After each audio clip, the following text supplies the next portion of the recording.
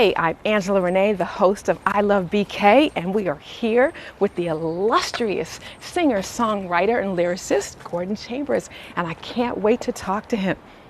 Growing up in Teaneck, New Jersey, with the Isleys and I think Phoebe Snow and people like that, what inspired you to move to Brooklyn?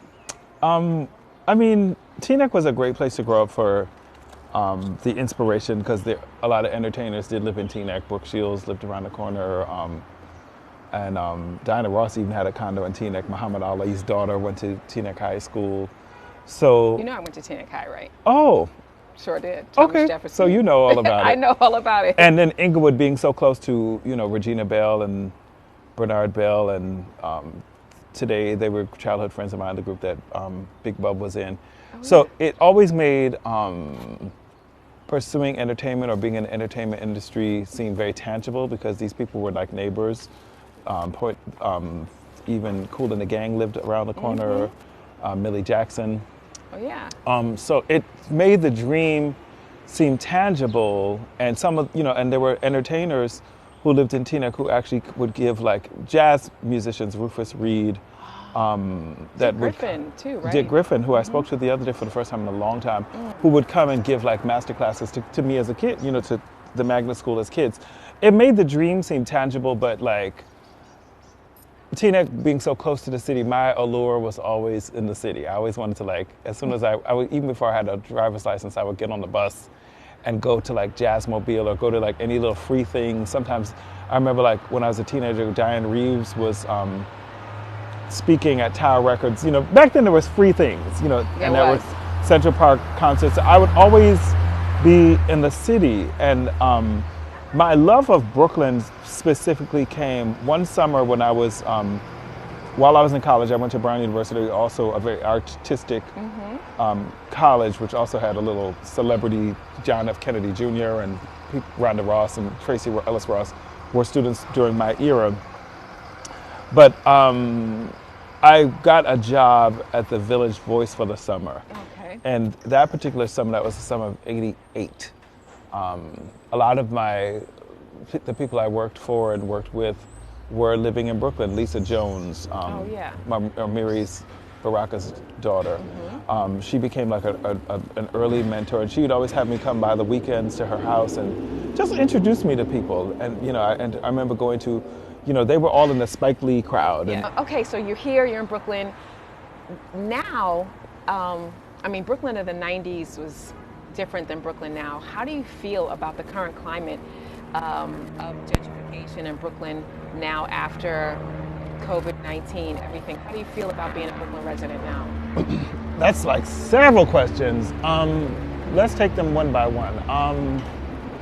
The gentrification has been an experience.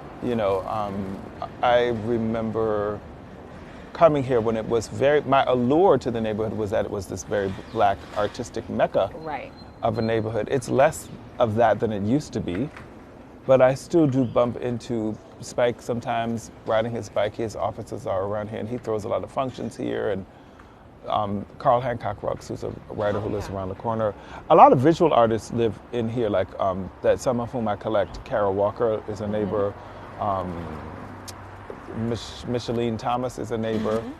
And I'm an art collector, so I have pieces by some of these artists. So it still has a visual art, community, but not as much of the community that allured, not as much of the musician community that allured me to the neighborhood. But I love living in this neighborhood very much. It's a destination neighborhood. People love to, when I invite them, people love to come here. We have great restaurants. We have parks. We have, now over the years of gentrification brings some perks, like more grocery stores. So I do more cooking as I've gotten older. We drink more wine as I've gotten older. So we have wine stores. We have, good organic grocery stores. So we have a farmer's market around the corner. I work out in the park. So, I've been here 20 years and I've gotten to really appreciate the amenities, but I've also seen the schools improve. I live on a block with 2 schools, and I've done some teaching in one of the schools, and I've seen the schools, I've seen more parental involvement in the schools. I've just seen a difference because the kids walk here to and from school. I've seen a different kind of swagger, a different kind of confidence, a different kind of comeuppance in the youth. And I don't know, I can't really put my finger on why that is, but I have seen that the neighborhood is definitely safer than it used to be, for sure. You know, when I first bought this house, you know, they used to call Myrtle Avenue Murder Avenue. Yeah. And to think about being like on the other side of Myrtle, I was like, oh my goodness, you're going to like literally, you know, the devil's workshop. But now, you know, we have the Brooklyn Navy Yard. There's movies, you know, studios. So, I mean, the neighborhood has been quite exciting to see all the changes, but I do miss some of the community. I do. The Brooklyn Renaissance, as they say. Yes. Speaking of which, though, now that there have been so many changes, what ways have you been able to pivot and sort of share your art now through, you know, now that we've had to deal with COVID and other things? How have you been able to transition? Interesting question. In the last 6 months, I mean, one thing that I've done a lot of in the last 5-6 years is a lot of vocal coaching. Yes. And I love vocal coaching because, for one thing, it builds confidence in people and brings people peace, you know, when people can feel heard and they can stand up in a room and feel unique and feel like it's okay to be you and actually find your voice and sing your voice. It's very empowering, and I do it for all ages. But since the pandemic, I've done quite a bit more of it because people have been reaching out, wanting to express themselves. And I was featured on Brooklyn News, the News 12 channel. They did like a feature on me doing vocal coaching during the pandemic as a way for people to express themselves. And I got a lot of new students out of it. So, and you do it virtually? I do it virtually, yeah. So yeah, I've been doing it virtually. And you know, I live in a big enough space where some students do come by, and we can sit 10 feet apart and still do a lesson as well. So speaking of virtually, one of the things that has been really popular are the IG lives and the versus battles. Absolutely. Talk about the references that have been made recently to you and your success in these versus battles between Patti LaBelle and Gladys Knight and Monica and Brandy, etc. Talk about that. How does that feel? Well, you know, even before the versus battles, I mean, I did some IG lives myself, and then I would just notice during the pandemic, people's in their IG stories, they'd be like listening to such and such a song written by my friend Gordon Chambers, or people would start sending me like little clips of them at home listening to a song, or them doing their own little rendition of it. Like, I'd noticed that during the pandemic, people listen to a lot of music. I listen to a lot of podcasts myself because I'm trying to understand what's going on in the world. And with these elections coming up, and we must vote, everyone. So I listen to more podcasts this year than ever before. Plus, being in quarantine solo, it's kind of almost like it's like conversation kind of keeps you company. But I've noticed that so many people have been listening to so much music and so much of my music. And so all through the pandemic, people have been reaching out to me, sending me memes or sending me little videos of just saying how much they've been really listening to my lyrics and how impactful they have been, specifically at this time. You know, and it's been affirmation and confirmation of the kind of body of work that I think God summoned me to do. Because I knew at a young age I could write, you know, music, but you know, I was always sort of writing. But when Danielle Morton, who was a classmate of mine, passed away in 1985, I wrote this one particular song in commemoration of her.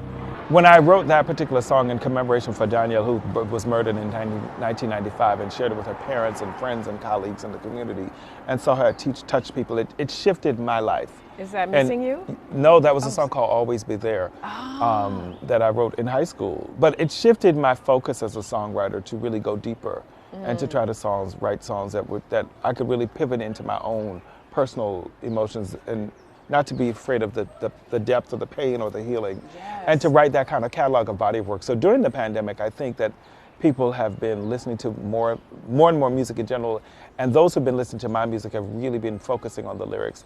I mean, I've had my phone rings with, you know, people apologizing or trying to, you know, I hadn't heard from in years and years and years.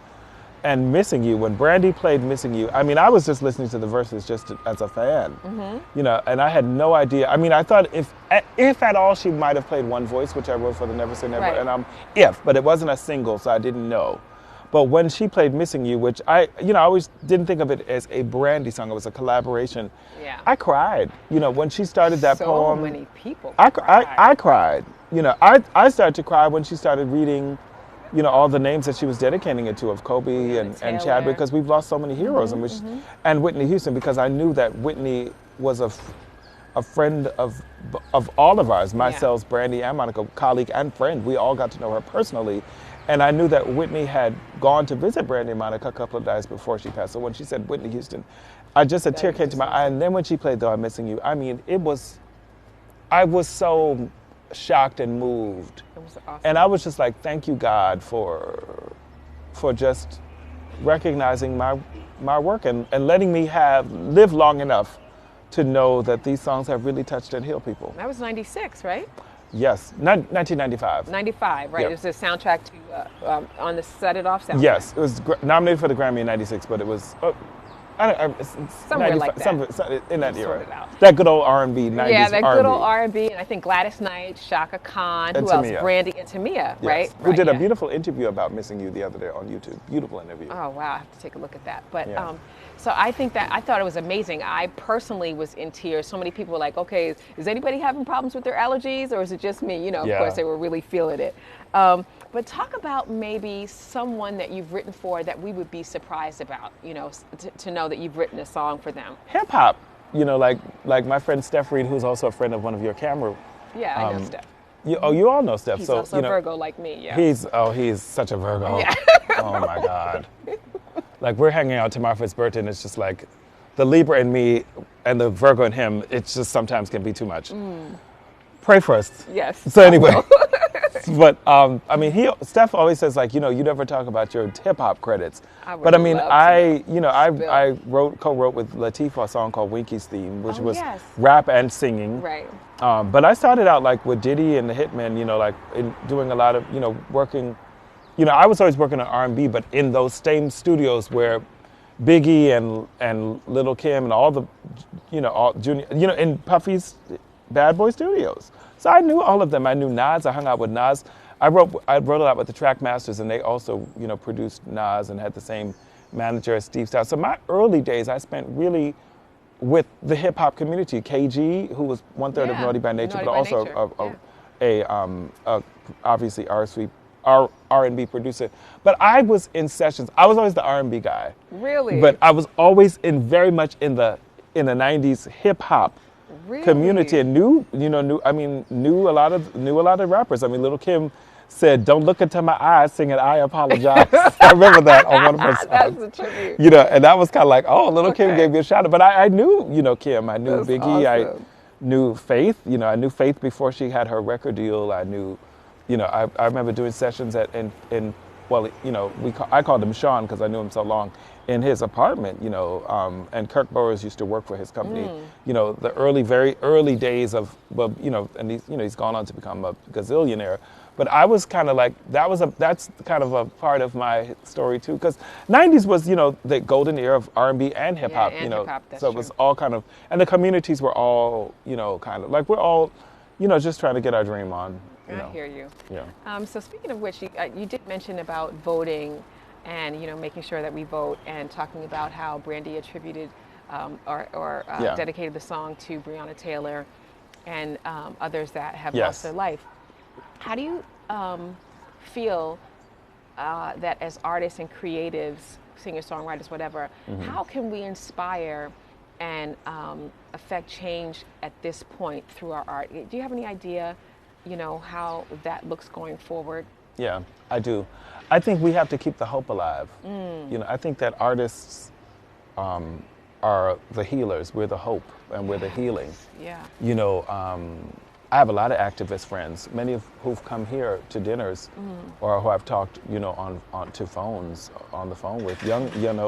Even Steph's son, was very much on the front lines, marching, and, and I've hosted dinners and just been an emotional support to many of the people, activists, or just people marching on the front line, and I've given money, of course, to different organizations, and the Biden campaign, because we have to donate to the campaign. We have to put our money where our mouth is if we want Trump to get, we have to remember that who is in the administration now, and so that gives us, arts organizations right now are really struggling. It's interesting. Yeah. Social justice organizations are doing well. Yeah. But the arts, during the pandemic are really struggling. I've talked to a lot of people in the art, art spaces and the nonprofit spaces. Those worlds are based on people coming to Yes, see the art. Absolutely. So it's a whole big pivot, and as artists, we can use our platforms, to share about causes or that we believe in, because we have audiences. That's one way. But we provide the hope. We provide the healing, whether through the music or as educators, or just being, accessible to each other as we're doing right now, providing space for each other, holding space, being community with each other. Because, if you look back through the civil rights movements, I mean, they sang. Mahalia Jackson was the one who was literally on the pulpit with Martin Luther King and said, "Tell him about the dream, Martin." Mahalia was there, and that's the connection and the closeness and the inspiration. A lot of civil rights people talk about, we drew on strength from the songs. So, we have to remember that the first civil rights movement, before there was a civil rights movement, was the songs. I mean, songs that were in the fields, in the cotton fields, "Soon I will be done with the troubles of the world."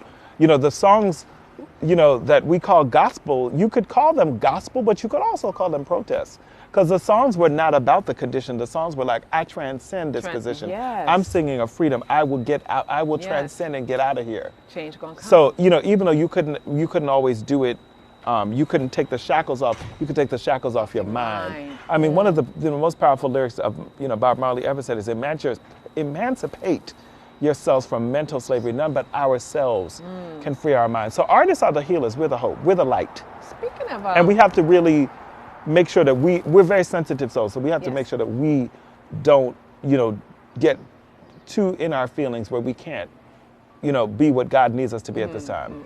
So speaking of Marley's, I believe your parents migrated from Jamaica Yes. here, right?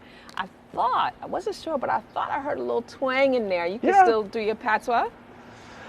My patois not so good, but but I understand it. I don't practice it enough, but I understand it. Okay. Right. So to that end, though, And I know where to get the good Jamaican for the real thing. that's what I was getting ready to I know ask you. that. So since we're here, we're talking about, and some people call Brooklyn, it's been known to be Little Jamaica. Yeah. Where do you get your good Jamaican Well, we food? have a restaurant right around the corner here from Buff Patty that I support, several times a week because they're there. They make great chicken soup, really good chicken soup. And Jamaicans like soup. Soup is a big thing. And all foods, all cultures like soup. There's a Jamaican place called The Islands. These two ladies that have had that restaurant for years and years that I love their cooking. Their jerk chicken is like amazing. Their shrimp, they make like jerk shrimp, calypso shrimp, garlic shrimp. They make beautiful salmon. They make jerk lamb. They make good food in the islands. So sometimes I will take a trip over to Crown Heights to go there. But there's a place deep in Brooklyn on Utica called the Boston Jerk Center, which probably has the most authentic jerk pork that I've had outside of Jamaica. Okay. Because jerk is actually made in the ground. And I think they actually may have I don't know. I feel They like might have a pit in the I feel like they got a pit in the back. Because it's very authentic there. But that's deep in Brooklyn on Utica. It's called the Boston Jerk Center because the town where jerk was actually created is a town near Port Antonio called Boston. So when I was writing, I'm like, Boston Jerk Center. I said, I know that's really Gotta the be real the spot, thing. right? And they serve it's like in a piece of like paper. Oh, Because that's how they usually get it. Do Like, it in, it's like Jamaica. they serve it to you like in this piece of like oily paper. And you can't eat it every day, but it's so good.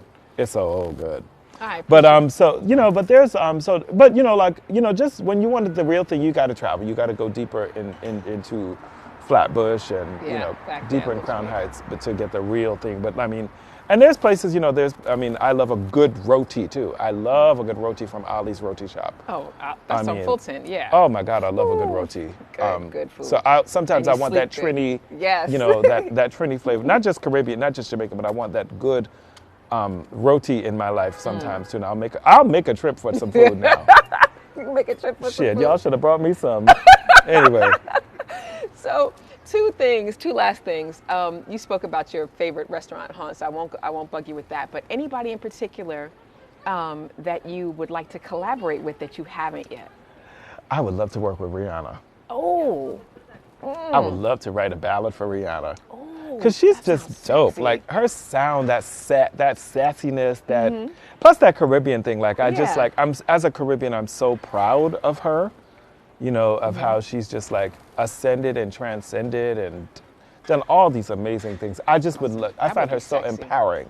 I just love to be in the room with her. Just she's probably my number one. She's probably the person I really want to like work with. Just to Claim have it the experience in of the just universe. being in the room with With Queen, her. that Caribbean Queen Rihanna. She's so proud of her. And last but not least, outside of your Caribbean food here in Brooklyn, what is your favorite thing about being a Brooklyn resident? Wow. You know, Brooklyn to me represents dreams coming true. You know, I always loved Brooklyn. I always had a dream to own a brownstone in Fort Greene, Brooklyn. You know, Fort Greene is a neighborhood that I saw it in those Spike Lee movies in the 80s, and I was like, one day, and my dream come true. And people have, you know, over the years asked me, you know, are you gonna move? You know, there were times I was, you know, like, are you gonna move to Atlanta? Are you gonna move to LA? And I'm like, nope. You can stay right This here. is my home. My family's awesome. here and still in Teaneck. You know, when y'all in town, you got a place to visit or a place to stay. You know, y'all can come see me. But I love, and even though Brooklyn has changed, to Yeah. me, it's an accomplishment. To me, it's home. When I walk down these streets, just something about the houses and the trees and the flowers outside of the houses. You know, you just get these moments, you get these pockets. Like, I love to go upstate to the past Catskill and see the beautiful forests and the beautiful vistas. But when you walk down a beautiful house, a well-manicured, you know, house, and you see a beautiful house, somebody in all this concrete is really getting their flower pots on. Yeah, It's like yeah. those little moments of beauty, like popping out of the concrete. Yeah. I don't know, it just moves my soul. Like appreciate I love Brooklyn. I mean, I still take little trips. I had to do an errand yesterday in Dyker Heights. I'm like, I'd never been to Dyker Heights, really Brooklyn, in my life. I saw Brooklyn Chinatown for the first time yesterday. I'd never really been in Brooklyn Chinatown like that, you know. And of course, the restaurants are closed. I'm like, oh, I wonder where the good Brooklyn Chinatown food is. Brooklyn. I mean, people forget that Brooklyn, if it were its own city, would be the fourth largest city in America. So there's lots. I mean, America, yes. To discover here, and it's ever changing. And there are real ethnic communities here. Like that Brooklyn Chinatown was really Brooklyn Chinatown. I mean, all the signs. I mean, even just yesterday, I was taking a morning walk, and I was just walked that way, and I was walking, and I just felt like walking, listening to a podcast for a couple hours. And I was like, wow, I didn't realize that there's the Hasidic neighborhoods, like they owned that much property, and some of these much. signs are in the language. And I just found out. I mean, of course, they weren't like hi, but I was just sort of like impressed, like, wow, this community like has their own institutions, their own schools, their own school bus, like, and I was like, this is an authentic ethnic community. So Brooklyn has like a lot of authenticity. Yes, like you can that's true. really drive from one neighborhood to the other, and you are in it. Yeah, you feel like you've transitioned. Cultural yes. immersion. You go from one place to the other. next, yeah. You have, you know, and I love that. It's exciting. It's never boring ever being here. I'm never ever bored. Even during the pandemic, and I was alone really, like for the first 2 months, I didn't see anybody. But I didn't feel alone. I would go out I went out every day. Every day I would just go, even if it was just to the grocery store, just a little 15-minute walk, just to keep my lungs, you know, moving, and just to connect with my community. And even though I don't really have too many friends who live in the neighborhoods, when I see our neighbors, we talk or we chat or we just hi, and I felt very connected. I felt at home in my neighborhood. I love it here. I'm Gordon Chambers, and I love BK. Is Brooklyn in the house?